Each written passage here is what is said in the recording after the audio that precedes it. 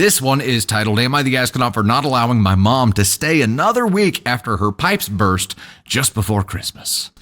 38 female, I am celebrating Christmas with my mom, 68 female, my brother, 47 male, and his family.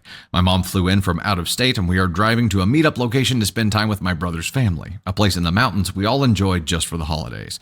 All of us live hours away, our mom being the furthest on the opposite coast. My brother and I are several hours away by car. This year, we received the bad news that while my mom has been at my place, her pipes froze and flooded her basement. She is upset, understandably. I helped her get everything started and have her insurance, a cleanup team, and a general contractor all working on her place while she was with me. She then broached the topic that she wanted to extend her week to stay 2 weeks or more. I said, no, I need to get back to my regular routine and get ready to return to work. She's welcome to stay here as originally planned, which is until Saturday. Then she said she may ask to ride back with my brother and his family to their home in another state, opposite direction than mine. She refused to ask him until Christmas, so I gave my brother a heads up last night so he has a chance to speak with his wife. That'd be a shitty thing to spring on you on Christmas.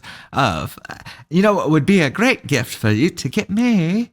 I also told him that he's under no obligation to say yes, as she's still welcome to stay with me until Saturday, and her insurance company will be footing the bill for most of her stay at a hotel and meals.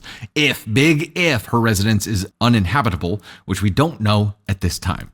Okay, glad that was addressed, because I was thinking, well, yeah, if insurance is involved here, they're likely going to foot the bill for her staying at a hotel or wherever she's going to stay if she can't stay at home.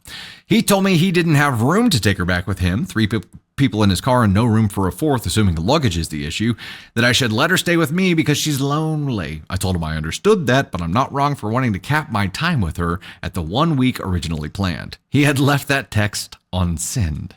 My mom can be a challenging personality, and with this unfortunate development, she's even more difficult. I love my mom, but I'm tired. I want my house back and don't want to be criticized or complained at. I refuse to allow my lonely mother to extend her stay with me, despite the recent damages to and unknown state of her home. Am I the astronaut for prioritizing my space and my personal downtime over my mother's emotional needs? Okay. Dr. Sweets, yeah. Here, Mom, we got you this nice sweater. Oh, thank you. I'd prefer to stay with you at your house forever. Mi casa e su casa. Su casa e mi casa.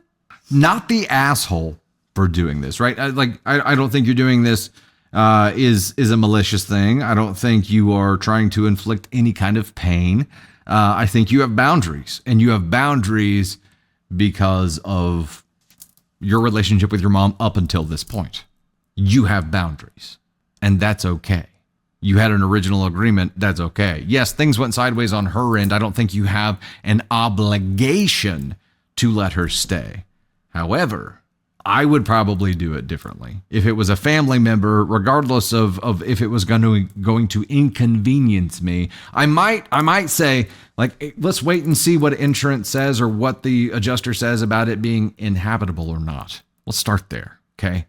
And if it's not, sure, but maybe not 2 weeks, maybe 1 more week to give you time to figure out where you're going to stay and get stuff there and blah, blah, blah.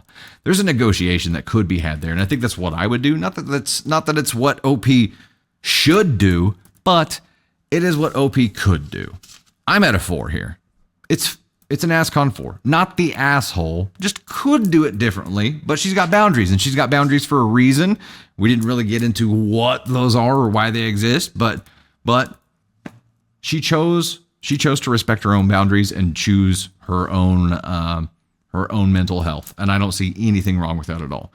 It could have been done differently to be a little more of a relationship olive branch. Not should have, but could have. You're trying to get your mom to move in with us? Hey, someday we want to build some studio space. And we have the home studio set up, which is like a tiny little home office / bedroom that we've turned it into, but eventually we want to have someday an official studio with a mother-in-law suite over the top. It'd be perfect. There were other options that could have been explored, and I think OP chose an extreme option, which was just no. Not let's wait and see if, not let's not do the time that you're talking about, let's do a shorter time. There were other options involved that she could have done.